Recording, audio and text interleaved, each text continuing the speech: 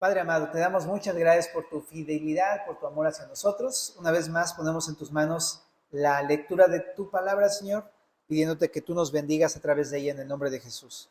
Amén.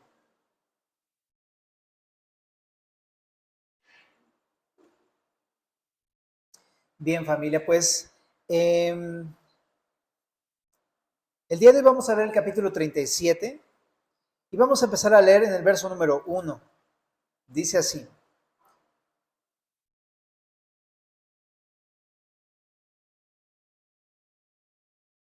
Ok, dice así. En lugar de Conías, hijo de Joacim, reinó el rey Sedequías, hijo de Josías, al cual Nabucodonosor, rey de Babilonia, constituyó por rey en la tierra de Judá. Pero no obedeció él, ni sus siervos, ni el pueblo de la tierra a las palabras de Jehová, las cuales dijo por el profeta Jeremías. Y envió el rey Sedequías a Jucal, hijo de Selemías, y al sacerdote Sofonías, hijo de Maasías, para que dijesen al profeta Jeremías: ruega ahora por nosotros a Jehová nuestro Dios. Y Jeremías entraba y salía en medio del pueblo, porque todavía no lo habían puesto en la cárcel. Y cuando el ejército de Faraón había salido de Egipto, y llegó la noticia de ello a oídos de los caldeos que tenían sitiada Jerusalén, se retiraron de Jerusalén. Bueno, en esa primera sección vemos cómo Sedequías pide a Jeremías rogar a Dios por ellos como pueblo. Pero rápidamente, ¿quién es Conías? Te decía que Conías es como una contracción de Jeconías, pero también se le conoce a este rey como Matanías o como Sedequías, o sea, tiene como 20 nombres este cuate, bueno. Pero él es el hijo de Josías, uno de los reyes de Israel, de Judá propiamente dicho, pero también Sedequías es sucesor de esa línea genealógica, pero también fue el último de los reyes de Judá, ¿okay? Y reinó entre el año 600 al año 588, más o menos, cuando empezó la tercera deportación, hasta el año 586, donde terminó la tercera deportación babilónica. Eso lo puedes encontrar, como te decía, en 2 de Reyes 24 y 25. Ahí está la historia de Sedequías, que es Conías, Coni para los cuates. Año 600, ¿ok? Ahora, nada más un dato importante. Para esta altura ya había ocurrido la primera y segunda deportación babilónica. O sea, ya los judíos habían experimentado mucho quebranto como pueblo, en su vida. Y bueno, ¿qué onda con este hombre Sedequías? Pues dice Reyes 24 y 25 que hizo lo malo delante de los ojos de Dios. No fue una buena persona. Y más adelante, entonces, él empieza también a sufrir los estragos del ataque de Babilonia, y Sedequías le consulta a Jeremías acerca del pueblo, qué iba a pasar con el pueblo. Eso se encuentra, al parecer, narrado en Jeremías 21. ¿Por qué digo al parecer? Porque muy probablemente Jeremías 21 sí ocurrió antes de este suceso que vamos a leer el día de hoy. Aunque cabe la posibilidad que también haya ocurrido después de Jeremías 37. Cualquiera de las dos opciones es válida. El texto no es claro y no lo dice bien, pero parece ser que es antes, por el verso número 2 del capítulo 37, que ahorita lo vamos a leer. Pero, suponiendo que Jeremías 21 ocurrió antes de Jeremías 37, entonces lo que sucede es que Sedequías le pide un consejo a Jeremías, y Jeremías se lo da, pero no fue un consejo grato para Sedequías, sino que fue un mensaje de juicio. Si tú le echas un ojito ahí en tus ratos libres a Jeremías 21, te das cuenta que van a ser destruidos tú, el pueblo y todo Israel. O sea, ya no hay ni siquiera opciones, hay un juicio contra ustedes. Eso es lo que sucedió. Ahora, entonces, si fue así, Jeremías 37 viene después, y ahora sí es donde las cosas en este capítulo no mejoran, a pesar de la advertencia de Jeremías, sino que empeoran las cosas. Por lo tanto, entonces, aquí es donde ocurre este ruego de Sedequías hacia Jeremías: ruega por nosotros. Pero yo lo entiendo que ya antes había escuchado una advertencia y ahora entonces ya está quebrantándose poco a poco Sedequías. Pero solamente un dato importante que tienes que tomar en cuenta aquí. En el verso número 2 dice: pero no obedeció él, o sea, el rey Sedequías, ni sus siervos, ni el pueblo de la tierra, a las palabras de Jehová, las cuales dijo por el profeta Jeremías. Por este verso entendemos que ya entonces habían escuchado la exhortación de Jeremías, al parecer Jeremías 21, y es por eso que dice aquí el texto, no escucharon las advertencias. Ajá. Entonces, las cosas te digo que empeoraron. Y entonces, ahora sí llega Sedequías y manda a este hombre llamado Jucal en el verso 3 y al sacerdote Sofonías, que no es el profeta Sofonías, no te confundas, ese es otro. Y dice aquí para que dijesen al profeta Jeremías, ruega ahora por nosotros a Jehová nuestro Dios. Ahora está muy interesante, ¿no? Que le pida que le ruegue, porque implica entonces que estaban sufriendo como pueblo, ya no es una situación de, por favor, si quieres háblanos, y si no, no, ya están rogándole, y habla de que ya estaban pasándola muy mal. Es como tú y yo, como yo, cuando le estamos pasando mal, de veras, es cuando de verdad le decimos a alguien, oye, brother, en verdad ruega a Dios por mí, porque ya la estás sintiendo difícil en tu vida. Pero algo que me llama la atención es que le dice a Jeremías, tú Jeremías, ruega por nosotros a Jehová nuestro Dios. Pero algo que no me gustó es esto precisamente, porque no está diciendo, ruega, pero yo también voy a rogar, o nosotros también nos vamos a postrar ante Dios, sino que le dice, no, tú ruega por nosotros. Ahorita lo vamos a aclarar más adelante. Así es que se entiende que ellos no estaban buscando al Señor, no estaban rogando al Señor. Ahora en el verso número 4, hay un pequeño paréntesis en la historia que nos importa por lo que va a suceder más adelante, pero lo que dice es que Jeremías él todavía no estaba en la cárcel, porque en el capítulo 37, la segunda mitad, vamos a ver que sí lo van a meter a la cárcel, y en el 38 también. Pero no es la primera ni segunda vez que lo iban a encarcelar. Él ya había estado antes en el cepo. En Jeremías capítulo número 20, ahí se narra cuando ya había estado una vez en la cárcel. No en la cárcel donde estaba ahorita, sino en otra cárcel que era la cárcel de la puerta de Benjamín. Ese es otro lugar. Pero entonces continúa el verso 5 y dice que cuando el ejército de Faraón había salido de Egipto y llegó la noticia de ello a oídos de los caldeos que tenían sitiada Jerusalén, se retiraron de Jerusalén. Entonces, ¿qué sucedió? Sucedió que el ejército de los babilonios se retiró de Jerusalén. Ellos estaban invadiendo Jerusalén y de repente se van. ¿Por qué? Porque dice que el ejército de Babilonia oyó que venía el ejército de Egipto contra ellos. Entonces, atemorizados, tuvieron que guardar filas y se regresaron. Ajá. Pero ¿por qué fue esto? Bueno, aquí hay algo que podemos entender del pasaje. Que Jeremías sí oró por el pueblo. Es lo que sucedió. Es algo que es bastante notable, ¿no? Sí rogó por el pueblo. No, ellos no lo hicieron, pero Jeremías sí se atrevió a hacerlo. Se humilló, buscó a Dios y rogó a Dios. Eso es lo que sucedió.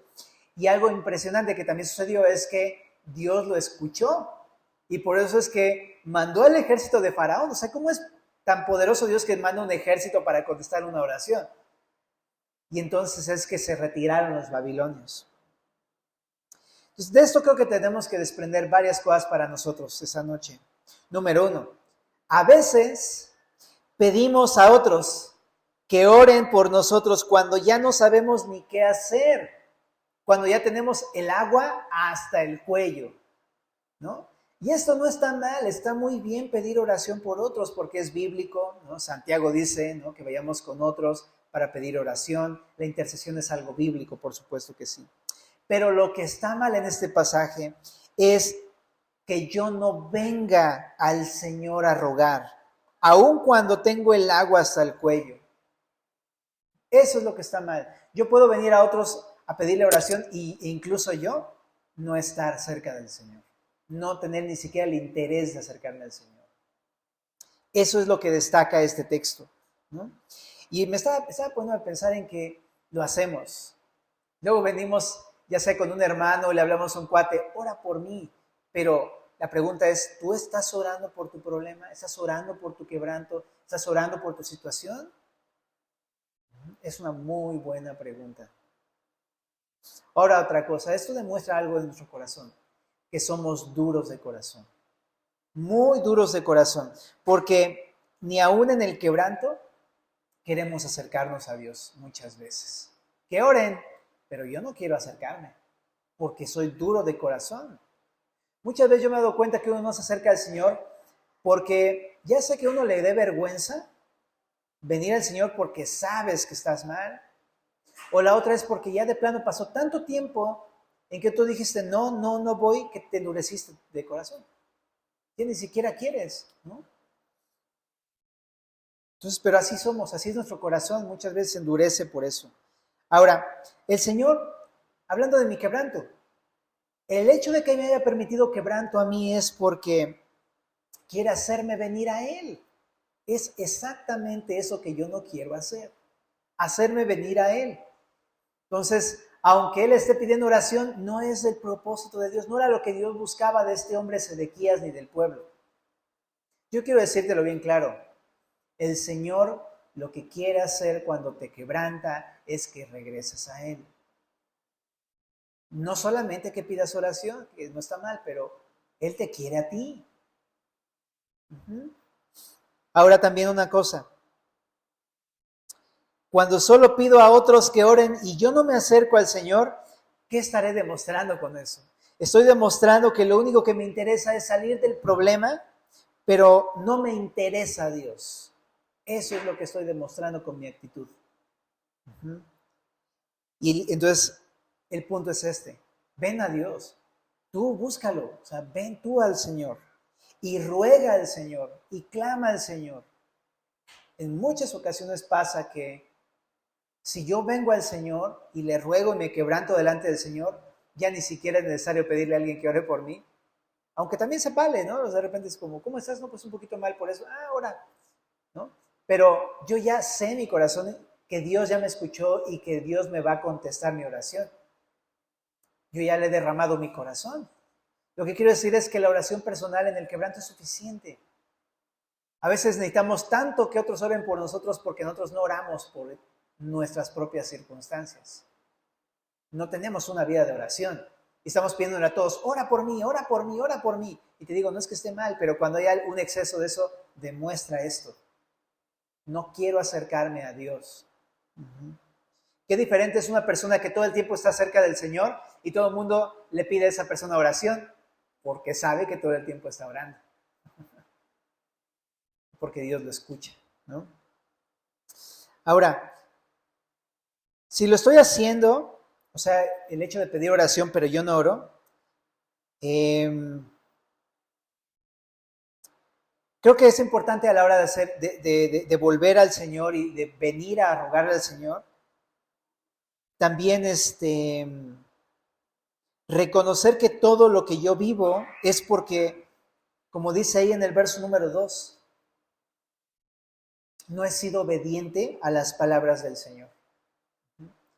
Muchas veces pasa eso, ¿no? Sé, o sea, me está yendo mal, pero no quiero reconocer qué es lo que sucede en el fondo. En el fondo es que no he hecho caso a las palabras del Señor. En este caso, ni Sedequías, ni el pueblo, ni sus siervos, ninguno de ellos. Es importante reconocer que siempre de ahí parten todos los problemas, de no hacer lo que Dios me dijo en la palabra, ¿no?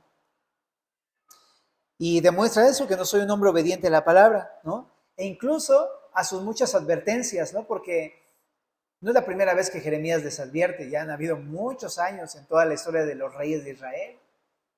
Entonces habla de que pues no hemos hecho caso a las advertencias muchas veces, familia, ¿no? Entonces debo de reconocer que no soy obediente, que no he hecho caso a las advertencias que el Señor me ha hecho. Entonces el punto es, sé obediente. Haz caso cuando el Señor te advierte a través de su palabra. Y una cosa más de este pedacito que leímos, como Jeremías, aunque otros no se acerquen, tú acércate a rogar por ellos. Porque de repente pasa eso que tú ves que otra persona está quebrantado, un hermano tuyo en Cristo, ¿no? Está quebrantado o está viviendo las consecuencias de su pecado y uno simplemente dice, es que se lo ganó, ¿no? Pero uno no está orando por esa persona. Incluso a lo mejor con razón podríamos decir, pues ¿para qué lo hace? ¿Para qué se lo busca? ¿No? Ahora que se las arregle como pueda. Eso es lo que uno podría pensar, y con razón te digo porque a veces es cierto, ¿no? Pero ¿qué hace Jeremías? Jeremías oró, Jeremías se humilló, Jeremías oró. Tremendo. Entonces creo que es una gran lección para nosotros también, ¿no? Rogar por las personas. No importa si el que está en pecado, no se quiere humillar. Yo puedo humillarme por él. Yo puedo clamar a Dios por él. Me encanta porque aquí vemos cómo Dios escuchó a Jeremías y por eso mandó al ejército de Faraón y lo salvó, le salvó el pellejo. Entonces, qué increíble ver que muchas veces Dios puede tener misericordia de mis seres queridos por mi oración. Te animo, la oración en verdad es demasiado útil, muy importante, demasiado valiosa en la vida de los que te rodean. Así es que es un motivo grande para que tú digas, ok, voy a meterme a orar, porque entonces Dios escucha mis oraciones. ¿Sí me expliqué? ¿Sí? Vamos al verso número 6. Dice así: entonces vino palabra de Jehová al profeta Jeremías diciendo, así ha dicho Jehová Dios de Israel, diréis así al rey de Judá, que os envió a mí para que me consultaseis. He aquí que el ejército de Faraón que había salido en vuestro socorro se volvió a su tierra en Egipto. Y volverán los caldeos y atacarán esa ciudad y la tomarán y la pondrán a fuego. Así ha dicho Jehová, no os engañéis a vosotros mismos diciendo, sin duda ya los caldeos se apartarán de nosotros, porque no se apartarán. Porque aun cuando hirieseis a todo el ejército de los caldeos que pelean contra vosotros y quedasen de ellos solamente hombres heridos, cada uno se levantará de su tienda y pondrán esa ciudad a fuego. Bueno, antes de continuar, solamente lo que vemos aquí es que cuando el rey y el pueblo, antes de continuar más bien, porque si no se me va a ir la onda, se me olvidó decirte un versículo. En 1 de Pedro 3:12, dice que los ojos del Señor están sobre los justos y sus oídos atentos a sus oraciones. Nada más se lo quería citar porque va a ser importante para nuestro relato del texto. Los ojos del Señor están sobre los justos, ¿no? Entonces, si tú tienes una relación con Cristo estable, gracias a Dios, Dios escucha tus oraciones.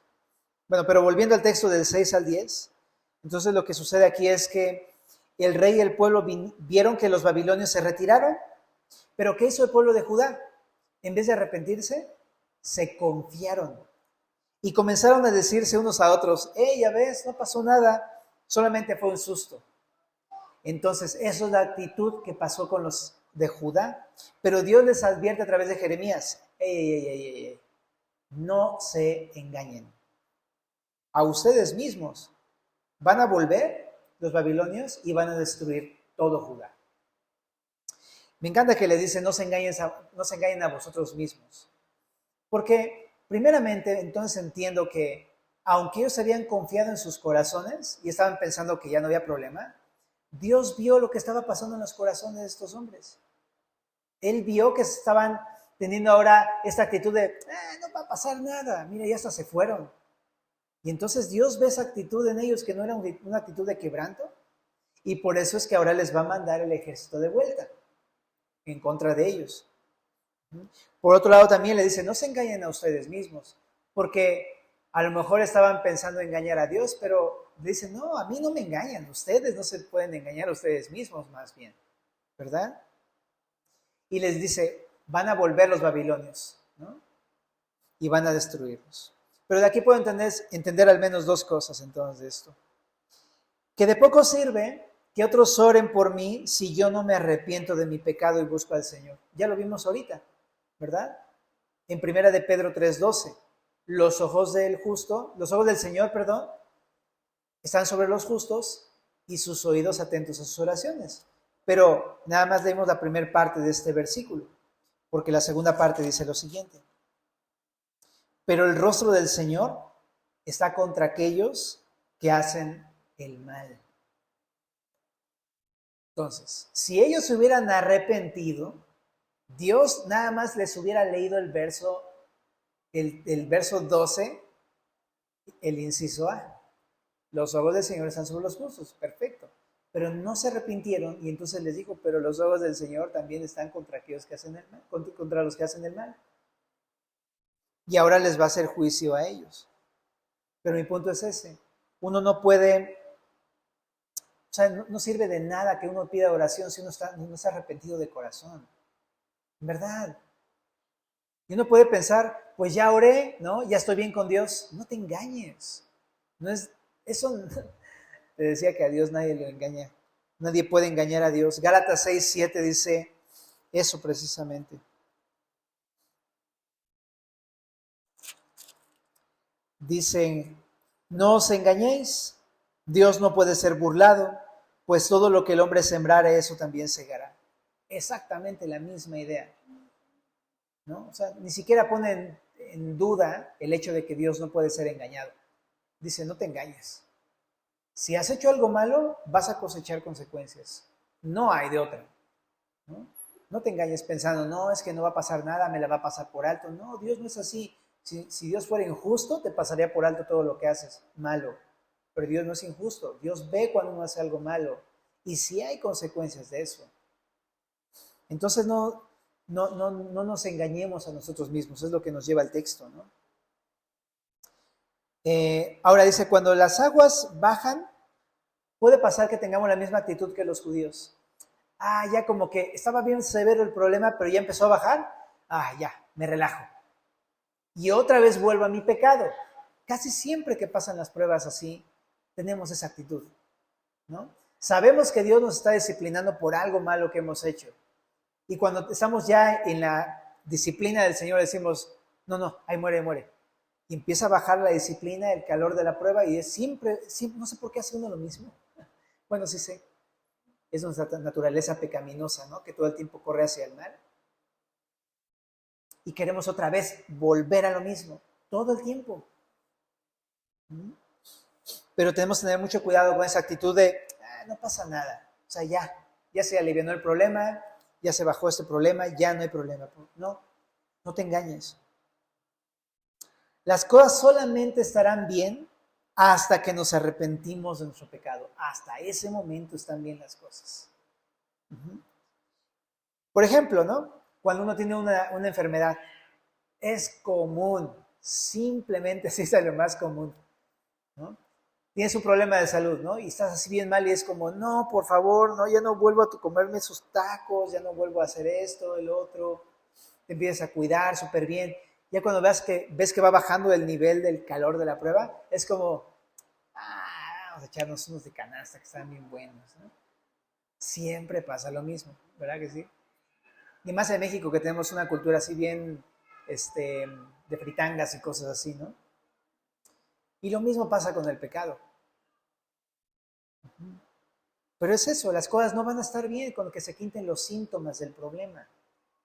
Como los síntomas de la enfermedad, ¿no? Se pueden quitar los síntomas, pero el problema ahí sigue. El problema de raíz es el pecado. Usted decía, necesitamos sacar el pecado de nuestras vidas para que entonces esté bien todo con Dios. Si no, ¿qué va a pasar? Pues lo que hace la enfermedad, ¿no? El pecado, así como la enfermedad, termina por destruirnos si no lo atendemos. Así de simple. Aunque no tenga síntomas. Hay gente que dice, pues, como que me dolía, pero ya no, y de repente ya al hospital y ya estás en el límite, ¿no? Porque aunque los síntomas no eran fuertes, ahí estaba el problema. Ahí adentro, seguía adentro. Y el pecado es exactamente igual.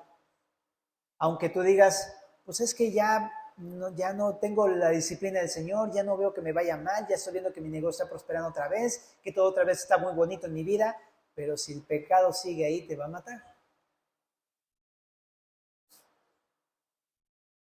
Bueno, y en el verso número 11,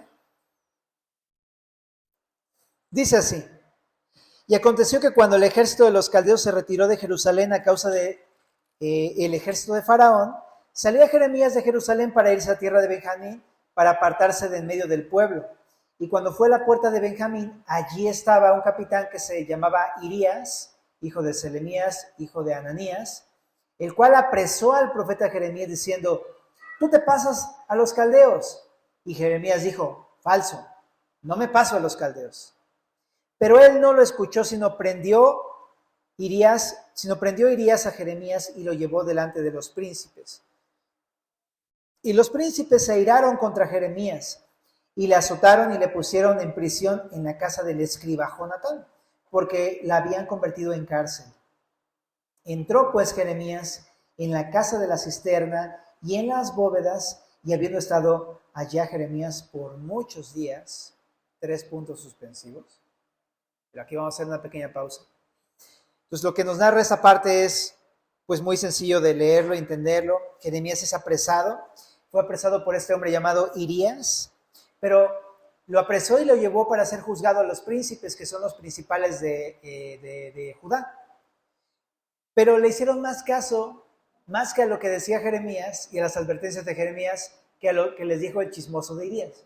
Perdón por la palabra chismoso, pero pues sí, chismoso, porque no es cierto. Ese hombre se inventó una mentira en contra de Jeremías, que estaba pasando del lado de los caldeos. Lo que estaba haciendo Jeremías era lo más obvio. Ya estaba viendo Jeremías, ellos no se arrepintieron, o sea, como decimos aquí en México, les va a caer el chahuizle, o sea, mejor me voy, o sea, ¿para qué me quedo acá? ¿No? Pero entonces lo ocupó para acusarlo, ¿no? Esta salida la usó para acusarlo. Entonces se airaron, los principales lo azotaron y entonces dice ahí que lo encarcelaron. Y en el verso número 16 dice que fue por muchos días. Pues no se sabe tampoco exactamente cuántos, pero dice muchos, es un chorro de días, ¿no? Pero ¿qué pasa en el verso número 17? Ahora continuando el relato. Dice, y el rey Sedequías envió y le sacó. Y le preguntó el rey, chécate qué dice ahí, secretamente en su casa. Y dijo, ¿hay palabra de Jehová? Y Jeremías dijo, hay. Y dijo más, en mano del rey de Babilonia serás entregado. Dijo también Jeremías al rey Sedequías, ¿en qué pequé contra ti y contra tus siervos y contra este pueblo para que me pusieseis en la cárcel? ¿Y dónde están vuestros profetas que os profetizaban diciendo, no vendrá el rey de Babilonia contra vosotros ni contra esa tierra?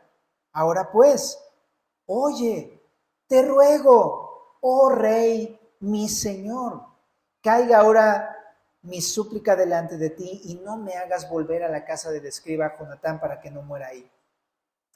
Entonces dio orden el rey Sedequías y custodiaron a Jeremías en el patio de la cárcel, haciéndole dar una torta de pan al día de la calle de los panaderos hasta que todo el pan de la ciudad se gastase, y quedó Jeremías en el patio de la cárcel. La última porción que vemos simplemente es como estaba encarcelado en el patio, dice ahí, en la casa del escriba Jonatán. Esto está muy interesante también, porque entonces entiende que no era el único atribulado por causa del Señor. Había otro escriba llamado Jonatán, que también usaron su casa como cárcel, significa pues que le quitaron su casa. También padeció tribulación el escriba Jonatán, pero estaba metido ahí en esa casa convertida en cárcel y de pronto en la noche se acerca un tipo ahí con capucha, ¿no? Y así todo así sospechoso, era el rey Sedequías, y se acerca para preguntarle, dice, secretamente. Eso está súper interesante, mis hermanos, porque el rey Sedequías entra secretamente porque, pues, como cuando uno hace las cosas en secreto, no quiere que nadie se entere. Es como cuando vienes a la iglesia, pero así, pero hasta con lentes de sol en la noche, ¿no? Y nada, así no le dices ni a nadie, ¿no? ¿Dónde estás, hijo? Ah, fui con mis amigos, ¿no? Entonces fue secretamente, ¿no? Para ver si había palabra de Dios, ¿no? Y esto tiene que ver con dos cosas. Tiene que ver con que la razón con la que Sedequías fue hacia el profeta Jeremías fue una actitud de miedo. En el verso número 19 del capítulo 38, que vamos a llegar para allá, lo dice. Tenía miedo del hombre, del qué dirán. Miedo de qué van a decir los principales, de que si se enteraban, qué tal si lo mataban, qué tal si también lo metían ahí en la cárcel junto con Jeremías, o qué iba a decir su esposa, o el círculo social, o su reputación, quién sabe, ¿no? Pero el problema es que el temor del hombre creó en él un lazo y no iba abiertamente a buscar a Dios. Este es un punto importante para nosotros, ¿no? En nuestro quebranto, lo que Dios quiere es que vengamos a Dios honestamente, con todo el corazón abierto, sin pena, aquí estoy, Dios, ¿no? Vengo a buscarte deliberadamente. ¿Y dónde estás, hijo? Estoy en la iglesia, mamá. Aquí vine a la iglesia porque quiero buscar a Dios. Y cuando te pregunten tus amigos, ¿a dónde vas los domingos? Voy a la iglesia. Ay, no me digas, sí, porque amo a Dios, porque lo quiero buscar y lo quiero conocer. ¿Y qué? ¿No? ¿Qué tiene de malo eso? Al contrario, ven, conócelo, ¿no? Conoce a mi Dios. Esa es al menos la actitud que debemos de tener cuando Dios nos está quebrantando. Mucha gente se frena porque siempre es el mismo problema. ¿Qué va a decir mi amigo? ¿Qué va a decir mi familia? ¿Qué van a decir en el trabajo? Que ya me convertí en aleluyo. O sea, ¿qué van a decir? ¿Cuánto nos frena el qué dirán para buscar a Cristo? Sí, yo estoy seguro que si yo en la secundaria hubiera conocido a Cristo, quizá a lo mejor nunca le hubiera dicho a mis amigos, por temor. Porque ya sabía que se me iban a aventar encima, brother. Pero ahora lo entiendo mejor. Ahora es, aunque se me hubieran aventado encima, me los traigo cargando. O sea, porque ahora sé el valor de lo que significa venir al Señor. Creo que tú también sabemos el valor de lo que significa venir al Señor, a pesar de lo que los demás digan. Entonces, que no te frene esto, mi hermano, en tu búsqueda del Señor. El qué dirán, el temor del hombre, ¿verdad? Ahora también ahí regresando al texto, dice que entró secretamente, pero le preguntó, ¿hay palabra? Me encanta porque le dice a Jeremías, hay palabra. Si tú vienes con un corazón dispuesto a escuchar a Dios, ¿sabes qué va a decir Dios? Hay palabra. ¿Vienes a eso, a conocerme? Claro que me voy a dar a conocer y claro que te voy a hablar. Me encanta eso. Si tú vienes con un corazón dispuesto, Dios te va a hablar. Si te vale, pues ¿qué esperas? ¿Verdad? Pero si vienes con un corazón dispuesto, vas a encontrar al Señor. Ahora, también aquí, Jeremías le dice, vas a ser entregado. O sea, ¿quieres saber lo que te quiere decir Dios? Te va a ir mal, o sea, vas a ser juzgado por todo lo que has hecho. No te has arrepentido. Y muchas veces vienes a la iglesia con un corazón dispuesto y de repente es como, ¿qué? ¿Me estás diciendo que Dios está mal conmigo? Sí. Si estás en pecado, Dios está mal contigo. Y muchas veces no es lo que nos gusta escuchar. Pero esa es la verdad, esa es la palabra de Dios. Tienes de dos sopas, decirle como Sedequías, hubiera sido bueno que le dijera, ok, estoy mal, me arrepiento, ¿qué debo hacer, Jeremías? Eso hubiera sido lo correcto. Ahora, desgraciadamente, por la historia y por todo lo demás, vas a ver que no pasó con Jeremías. Es realmente triste cuando vienes a la iglesia, escuchas lo que Dios dice para ti y lo rechazas, ¿no? Es realmente triste. Porque Dios no quiere ocultarse, Dios quiere hablarte, pero la cosa es que uno no quiere escucharlo, ¿no? Ahora le dice que será entregado, ¿no? Como si le dijera, a mí no me engañaste, ¿eh? Tú te engañaste, a mí no. Y yo estoy viendo lo que hay en tu corazón, y si estás mal en pecado, pues esas son tus consecuencias. Entre líneas, necesitas arrepentirte, no hay de otra. Y en el verso 18 hay algo bien interesante, ¿no?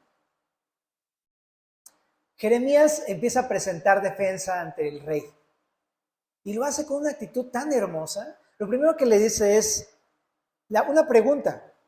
¿En qué pequé contra ti? ¿No? Jeremías le dice al rey, ¿en qué pequé? O sea, ¿en qué te transgredí? ¿En qué te ofendí? ¿Qué hice mal contra ti o tu reino? Si hay algún delito, dime. ¿Por qué? Porque no había delito en Jeremías. Así de sencillo. Ni había hablado en contra de Sedequías, ni hablado mal de Sedequías, ni había roto la ley, nada. O sea, él estaba en forma, ¿no? Entonces, le pregunta, ¿hay algún delito? Como para hacerle ver al rey, pues no hay delito, porque estoy aquí, ¿no? Padeciendo injustamente. Pero también en el verso 19 le dice, a ver, ¿y todos tus profetas que te estaban profetizando ya no están? ¿Dónde están? ¿No? Entonces no solamente está diciendo, hey, yo no te he dejado, yo te he sido leal y todos los demás te han dejado, pero yo no, y a mí me encarcelas cuando yo soy leal contigo. Y en el verso 20 es lo más bonito del capítulo quizá, porque lo que le dice es, ahora pues, oye, te ruego, oh rey, mi señor. Era para que le dijera, ¿ya te cayó el 20? ¿No?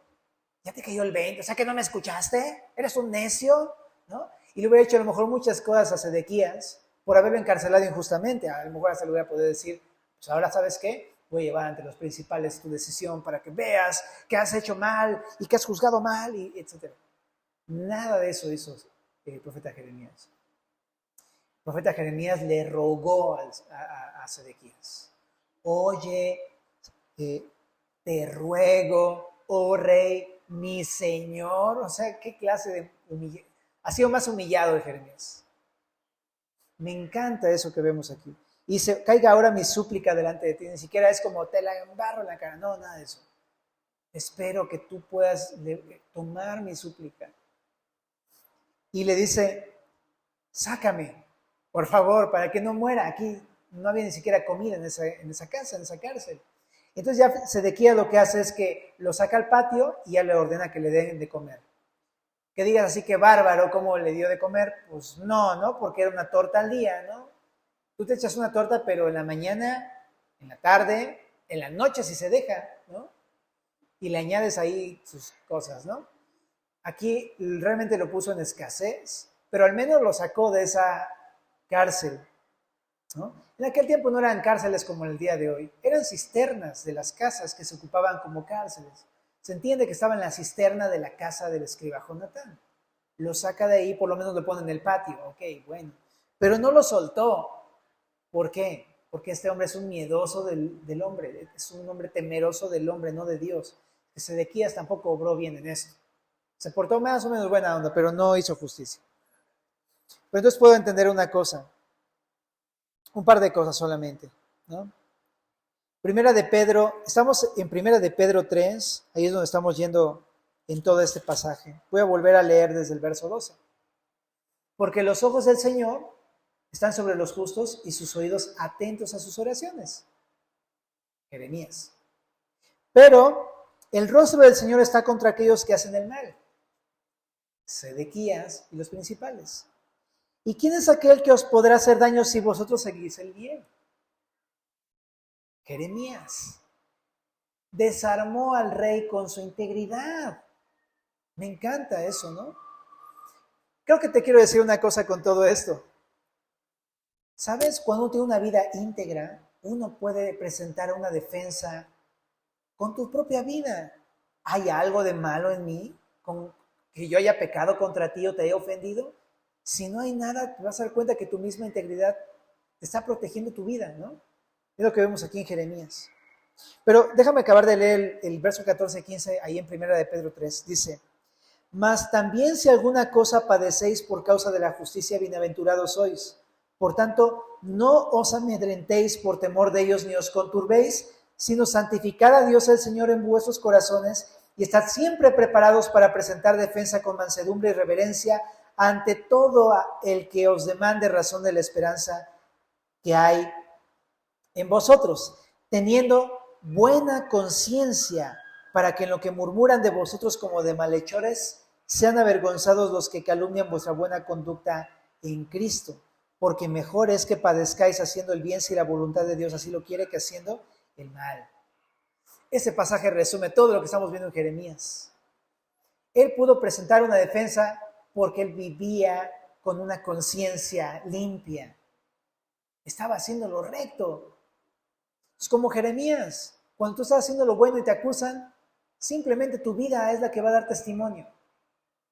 Pero para tener una buena vida, una vida íntegra, ¿no? Necesita uno tener una buena conciencia, ¿no?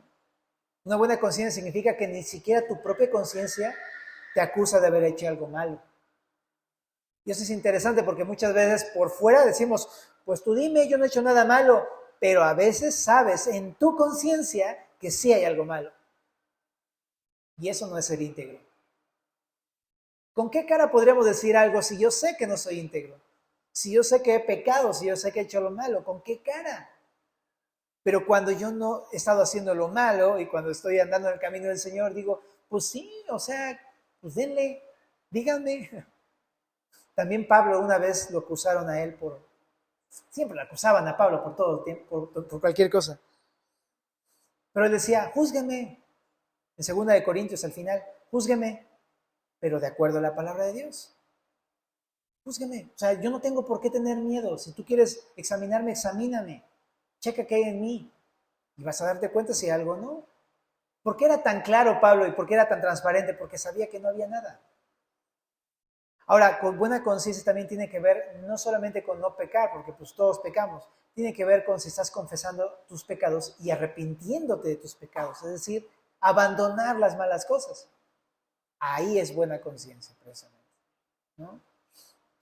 Entonces creo que todos aprendemos de esto una cosa bien importante de Jeremías, ¿no? A vivir de una manera íntegra delante del Señor, ¿no? Es nuestro mejor testimonio para los momentos difíciles. Pero también por otro lado, dice aquí, pues al justo le va a tocar la tribulación, ¿no? Le va a tocar padecer por causa de la justicia. Es una realidad. Pero ¿qué dice aquí el Señor? Si padeces por la justicia, es decir, por andar viviendo justamente delante de Dios, eres un hombre bienaventurado o una mujer bienaventurada. Significa bendecida o dichoso, eso significa la palabra bienaventurado. Y dice aquí, por tanto no os amedrentéis, no tengas miedo de las personas que te acusan falsamente. ¿Qué tienes que hacer? Como Jeremías, presenta defensa, no te conturbes, no tengas miedo, no te saques de onda. Puedes presentar defensa, pero dice aquí, perdón, bueno, sí, presentar defensa, pero se me pasó un punto, ¿no? En el 15. Sino santifica a Dios el Señor en tu corazón y está preparado siempre para presentar defensa con mansedumbre y reverencia. Lo que uno tiene que hacer es lo mismo que dice aquí en el texto. Santificar a Dios el Señor en mi corazón significa apartarlo para mí. Es lo que está diciendo el texto. Apártalo para ti. Es como si dijera, vuélvelo lo más importante o el Señor de tu vida. Que sea para ti el todo, lo único. Eso es lo que tienes que hacer con el Señor, santificarlo para ti. ¿En dónde? En tu corazón. Y después de eso, que estoy comprometido con el Señor, entonces, dice aquí, prepárate para cuando te toque dar defensa de tu persona. Y eso solamente es a través de la palabra, ¿no? Y confesando mi pecado. Necesito estar confesando constantemente para que cuando alguien me llame a cuentas diga, a ver, ¿qué onda con esto? Sí, pero ya me arrepentí, ya lo dejé y hay evidencia de eso. Y también ocupando la palabra de Dios. Debo de aprender a estudiar la palabra de Dios porque la palabra es mi mejor arma en contra de los ataques del enemigo. Y si yo no domino la palabra de Dios, cuando se me acuse, no voy a saber ni cómo defenderme. Necesito estar preparado con la palabra. Y la actitud, mansedumbre y reverencia, que también la vemos en Jeremías, ¿no? Rey, Señor mío, te ruego, ¿no? Es eso, porque muchas veces uno como cristiano es, pues yo no hice nada, ¿no? Se me está acusando, yo no hice nada, y yo estoy buscando a Dios, y me sé la palabra, y rájale, ¿no? Agarra uno la espada para cortarle la cabeza a los demás. Pero me encanta porque aquí dice, no, úsala con mansedumbre y reverencia ante todo el que te demande razón de la esperanza que hay en ti. Pues tiene que ser con mansedumbre, mansito, ¿no? Bonito. ¿No? Eso. Ahora, el 17 solamente para completar esa parte. Es mejor padecer haciendo el bien.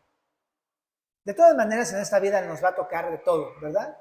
Estemos en Cristo o no, nos va a tocar un buen de cosas. ¿Por qué no mejor elegir padecer haciendo el bien que habiendo cosechado las consecuencias de nuestro pecado? Y una cosa más, en Mateo capítulo número 5, en el verso número 10, Jesús nos hace también esta misma promesa. Bienaventurados los que padecen persecución por causa de la justicia, porque de ellos es el reino de los cielos. Bienaventurados sois cuando por mi causa os vituperen y os persigan y digan toda clase de mal contra vosotros. ¿Cómo dice? Mintiendo. Lo mismo que vimos en Jeremías.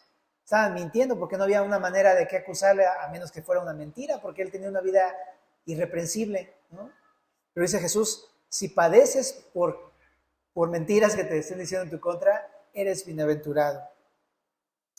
Y dice acá en el verso 12, gózate y alégrate, porque tu galardón es grande en los cielos, porque así persiguieron a los profetas que fueron antes de vosotros. Jeremías.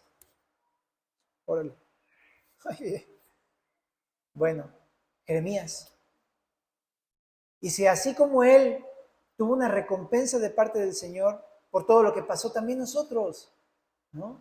Y vamos a recibir un galardón, y dice aquí, un grande galardón, una gran recompensa de parte del Señor. Es que hay una recompensa por eso, no solamente es padecer por padecer. Dios tiene un plan glorioso mucho más adelante. Así es que, pues hasta aquí nos vamos a detener en esta noche. Y solamente para redondear, entonces, ¿cuál es el punto? Clama al Señor, búscalo de todo corazón. Si estás haciendo lo malo, ruega para que Él te perdone. No solamente pidas oración por otros, tú acércate al Señor. Eso es lo más importante. Y como Jeremías, intercedamos por otros, aunque ellos no quieran arrepentirse, intercede por ellos. Y si nos toca padecer por causa de la justicia, somos bienaventurados. ¿Oramos? Señor, gracias por tu palabra una vez más, y gracias por esta noche, Señor, en la que podemos disfrutar de ella. Que nos traspase tu palabra, que nos cambie nuestras actitudes y nuestros corazones, Señor. Y gracias porque tú eres claro con nosotros. Te pedimos para que podamos tener un corazón que reciba tu palabra y podamos venir humillados ante ti y buscarte todo el tiempo, Señor. Ayúdanos a confiar en que tú eres perdonador y bueno con nosotros. En el nombre de Jesús oramos. Amén.